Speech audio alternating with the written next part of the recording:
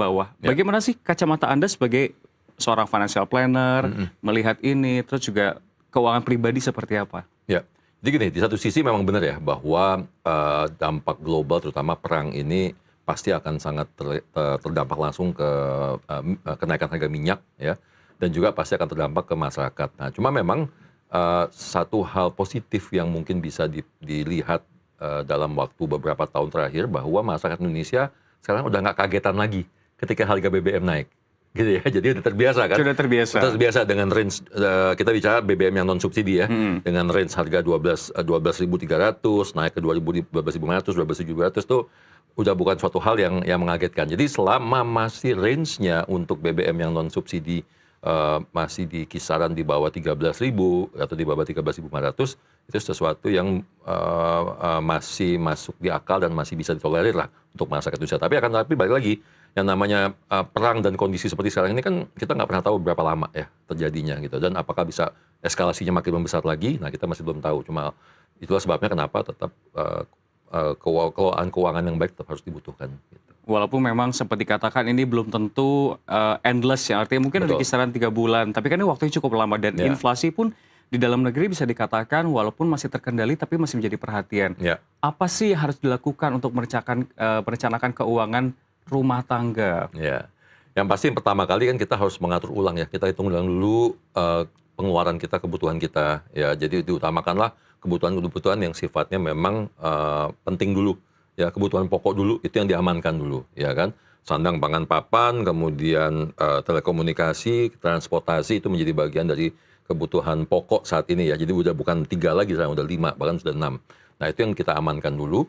Kemudian mulai juga memilah-milih mana kebutuhan-kebutuhan yang second tier gitu ya, yang sekunder yang akan dilaksanakan dulu tahun ini atau sampai dengan akhir tahun ini. Ya, jadi yang belum penting-penting amat digeser dulu nih sampai tahun depan gitu ya. Nah, dengan cara seperti itu kita bisa mengatur ulang budget kita supaya ketika nanti kondisinya tidak menentu dan berkepanjangan, kita masih bisa survive. Gitu. Cuma jadi pertanyaan ini kan kita masih belum tahu sebetulnya. Ya. Yang saya inginkan ini belum tentu yang saya butuhkan. Apakah ini masih masuk ke sandang, pangan, papan seperti itu? Kalau kita menggunakan perumpamaan, misalkan gaji di sekitaran 7 juta atau 5 juta. Ya. Lalu kita kan juga tahu ada yang namanya dana darurat, Ya. tabungan, Ya. investasi. Ya. Bagaimana pembagiannya bersanding dengan kebutuhan rutin? Hitung-hitungannya seperti apa? Jadi biasanya gini, ada rumusan namanya 50 40 30 20 ya. Ada juga yang pakai rumus 50 30 20 10 gitu. Jadi biasanya kebutuhan pokok itu kisarannya, kebutuhan rumah tangga itu kisaran di angka antara 40 sampai 50% dari penghasilan. Gitu ya. Nah, itu yang harus dicukupi gitu ya. Kemudian ada lagi kebutuhan yang lain-lain, misalnya buat utang, bayar cicilan utang itu maksimal 30% dari penghasilan. Investasi itu ada sekitar posnya biasa sekitar 20% dari penghasilan. Kebutuhan sosial, kemudian keagamaan itu biasanya sekitar 10% dari penghasilan. Nah, kita bermain di range itu. Ya, ketika kebutuhan yang 40 sampai 50% untuk menutupi kebutuhan pokok meningkat, maka akan ada yang dikorbankan. Kalau dia misalnya belum punya cicilan, maka otomatis 30% tersebut bisa dipakai. Tapi kalau dia udah punya cicilan, maka yang akan dikorbankan biasanya di investasinya nih. Ya, nah, mana investasi yang, apakah ada investasi yang masih panjang sekali, misalnya dana pensiun gitu ya. Nah, itu mungkin bisa diturunkan. Kalau misalnya kontribusi sekarang, anggaplah dia naruh dana pensiunnya 300.000 tiap bulan atau 500.000 tiap bulan, mungkin di-cut dulu setengahnya dipakai untuk menutupi kebutuhan pokok tadi. Kalau memang ada peningkatan dari sisi kebutuhan pokok. Gitu. Tapi kan hitung-hitungan rumus mungkin memang sudah ada yang menerapkan hal tersebut gitu kan. Tapi di sisi lain yang namanya kebutuhan sehari-hari perlahan-perlahan ini makin lama makin naik. Sehingga memang ada perlu evaluasi formula atau perencanaan dari masing-masing orang termasuk dengan income jumlahnya seperti apa. Betul. Di tengah dengan harga ekonomi. Tanda-tandanya itu seperti apa sih supaya kita bisa harus merombak ulang formula kita nih yang sebelumnya menurut kita ini ideal gitu. Ya, jadi gini, kalau saya selalu pakai patokan ketika biaya hidup saya dirasa sudah naik antara 15 sampai 20% dari yang sebelum-sebelumnya, maka kita harus evaluasi ulang. Dengan catatan ini kita belanja dan gaya hidupnya nggak berubah ya. Gitu. Jadi belanja bulanan masih sama yang dibeli gitu ya. Pola kita berpergian masih sama ya, cuma ke kantor aja atau ngantar anak sekolah aja. Nah, selama seperti itu kemudian terjadi peningkatan di atas 15%, maka kita harus melakukan evaluasi ulang, mendata lagi mana sih yang benar-benar kebutuhan pokok tadi gitu. Dan kita akan lihat, nanti akan ketahuan tuh naiknya di mana, apakah ternyata di belanja bulannya naik. ya kan, atau belanja makannya naik, atau ternyata karena kemarin Natal tahun baru Januari, kemudian sekarang masuk bulan puasa, kebutuhan biaya hidupnya naik gitu ya. Nah itu kita bisa lihat ulang apakah dia sifatnya seasonal atau memang sudah berkelanjutan gara-gara inflasi tadi. Tadi kan Pak Aidil sempat menyampaikan ada besaran-besaran di 40-30% untuk masing-masing elemen-elemen perhitungan kebutuhannya. Terkait dengan dana darurat seperti itu ada besaran khusus nggak sih? Apakah dana darurat ini suatu hal yang wajib dianggarkan atau boleh dihilangkan terlebih dahulu? Yang penting investasi aja deh gitu. Oke. Jadi kalau dari sisi perencanaan keuangan, kita mewajibkan setiap orang itu harus punya dana darurat. Bahkan sebelum dia berinvestasi. Bahkan ketika kita punya klien yang dia sudah investasi duluan, tapi dia belum punya dana darurat, maka kita sarankan untuk investasi stok dulu. Gitu ya. Karena investasi ini kan volatile ya, bisa naik turun.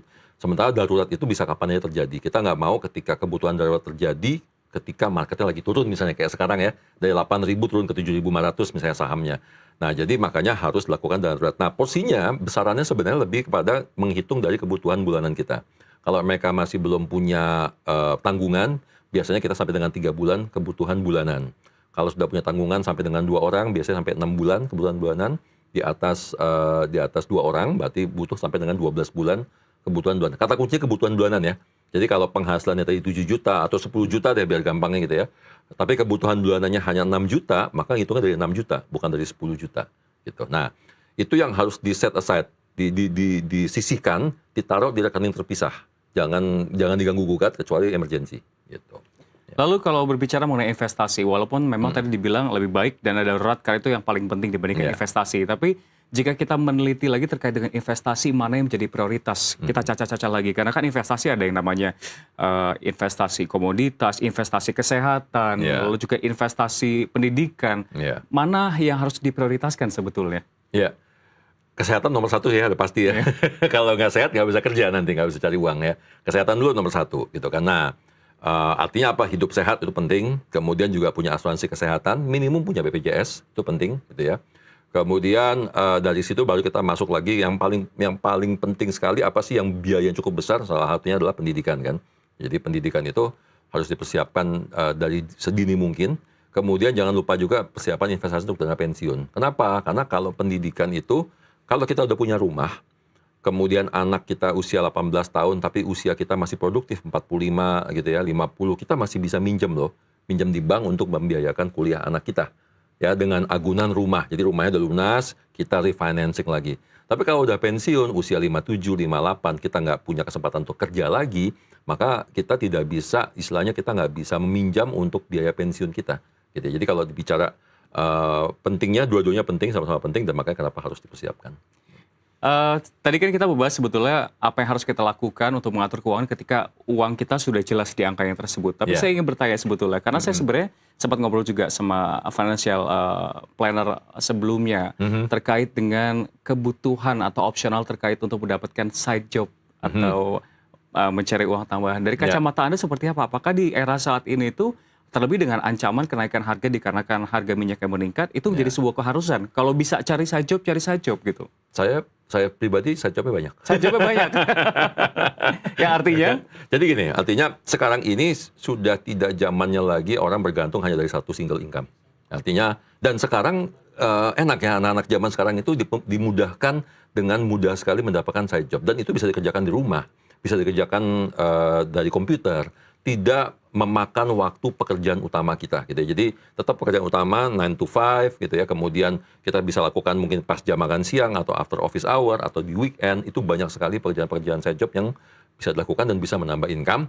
Syukur-syukur side job itulah dipakai untuk investasi. Jadi kita hidup dari penghasilan utama, pekerjaan utama. Side jobnya lah yang dipakai untuk mengejar mimpi kita. Apakah itu mau beli rumah, mau beli mobil gitu ya, tabungan pendidikan dan sebagainya ya. Baik, masih banyak yang ingin saya tanyakan, namun nampaknya kita harus jeda terlebih dahulu. Pemirsa, Zona Cuan masih akan kita lanjutkan usai jeda, tetaplah bersama kami.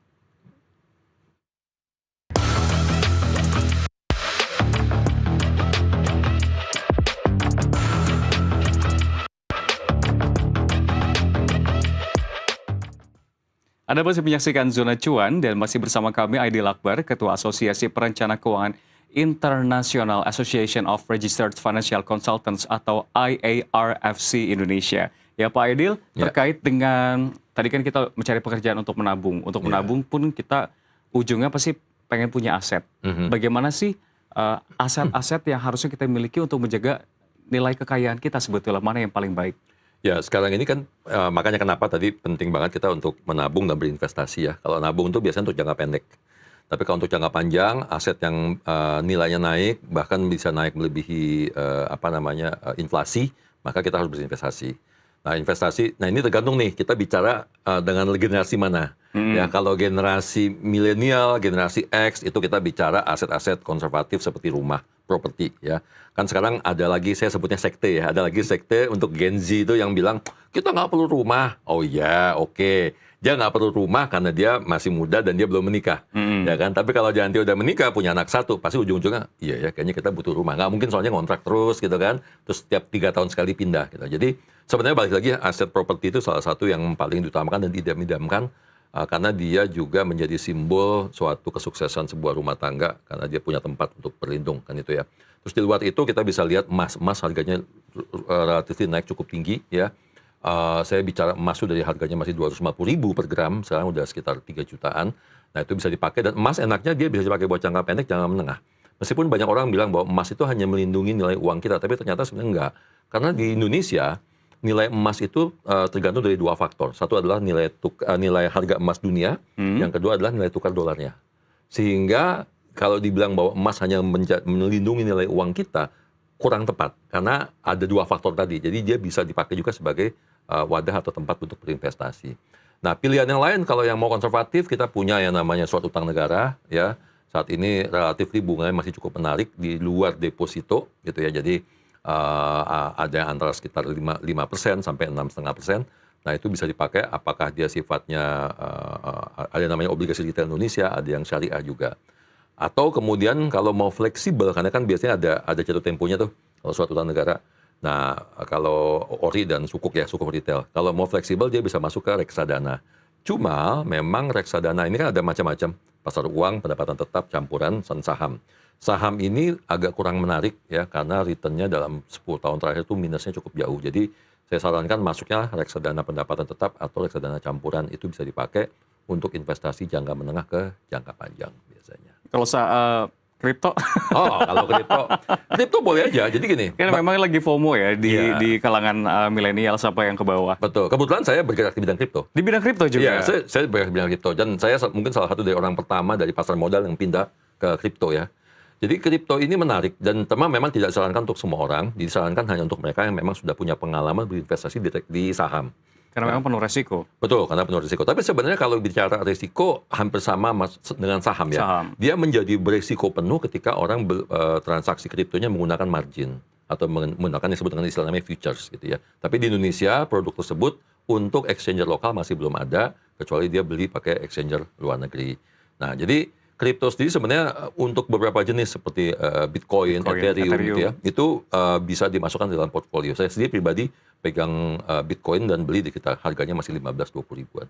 Gitu. Sekarang kalau berbicara mengenai mana yang terbaik, tadi kan telah dijabarkan secara general, ada emas, lalu juga ada banyak hal, salah satunya pun kita tadi membahas soal kripto. Tapi kalau positioning tadi saya anak muda, cocoknya investasi mana yang terbaik? Lalu juga ketika saya seorang kepala rumah tangga punya anak, investasi mana yang terbaik asetnya? Ya. Balik lagi segini, kalau dari sisi perencanaan keuangan kita lihat dulu profil risiko ya. Teorinya mengatakan bahwa anak muda maka dia semakin agresif. Makanya kenapa kebanyakan pemain kripto adalah anak muda, ya kan? Oh, jadi kalau dia masih anak muda, maka dia punya dulu emergency fund 3 bulan, sisanya dia boleh investasi yang agresif. Apa tuh yang agresif? Saham atau kripto. Ya. Nah, ini pun juga dibelah 2 lagi. Karena gini, kebanyakan yang masuk ke saham dan kripto ini adalah melihatnya sebagai trading. Orang jual beli. Jual beli nggak ada salahnya, tapi buat mereka yang memang punya waktu untuk menganalisa, gitu ya. Tapi buat kita yang masih kerja, masih siaran, ya saya masih kerja kantoran, saya nggak mungkin lah trading. Saya lebih cocok masuknya ke investing. Nah, ketika saya investing, maka saya carilah saham-saham yang memang bisa dipakai buat jangka panjang. Kripto pun juga sama, makanya kenapa tadi muncul Bitcoin dan Ethereum, gitu ya. Nah, itu untuk yang sudah masih muda. Nah, untuk yang berumah tangga, punya anak 1 dan 2, ini kan udah mulai usia-usia mau ke arah 30-an nih. Ya, di atas 30 bahkan. Biasanya udah lebih mature, ngambil resikonya udah agak lagi sedikit takut gitu ya. Nah, di situ baru mulai variasi portfolio tadi mulai masuk gitu ya. Jadi artinya dia boleh investasi jangka panjang dan berisiko, tapi hanya porsi untuk jangka panjangnya aja.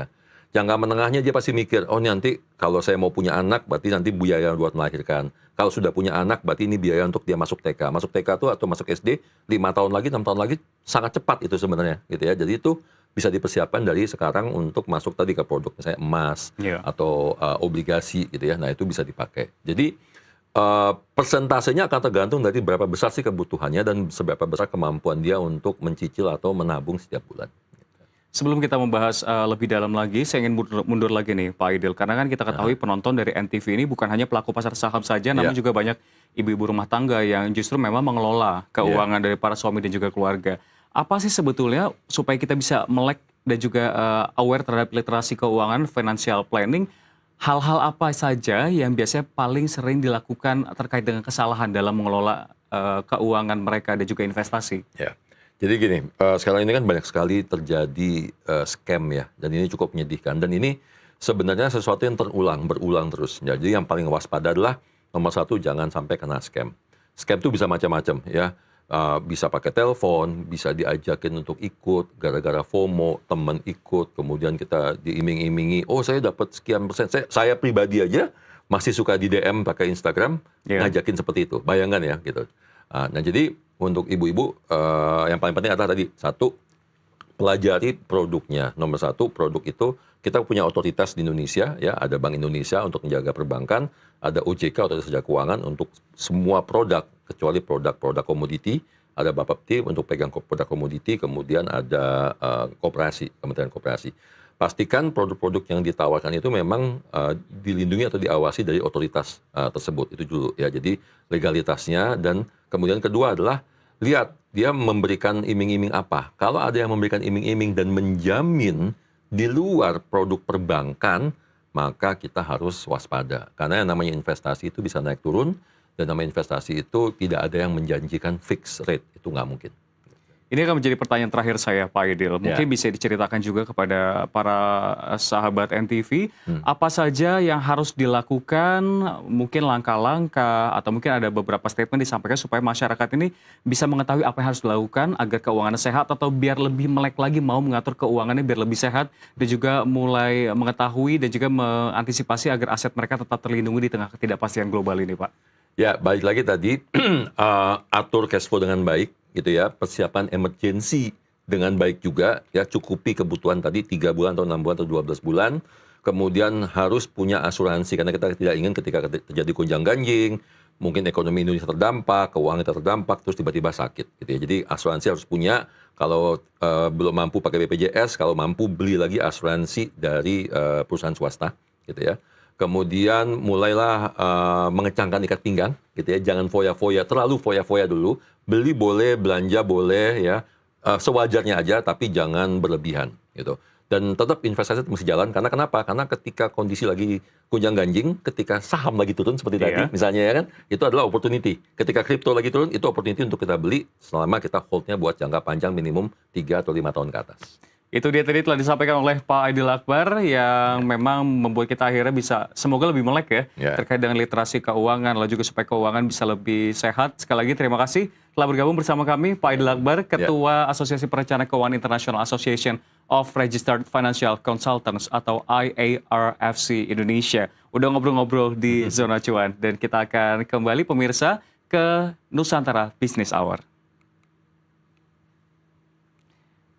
Dan pemirsa, informasi tadi sekaligus menutup perjumpaan kita di Nusantara Business Hour. Bisnis bukan sekedar tentang keuntungan, tapi juga membangun nilai, menciptakan dampak, dan bertumbuh bersama menuju masa depan yang lebih baik. Saya Rian Antono, sampai jumpa.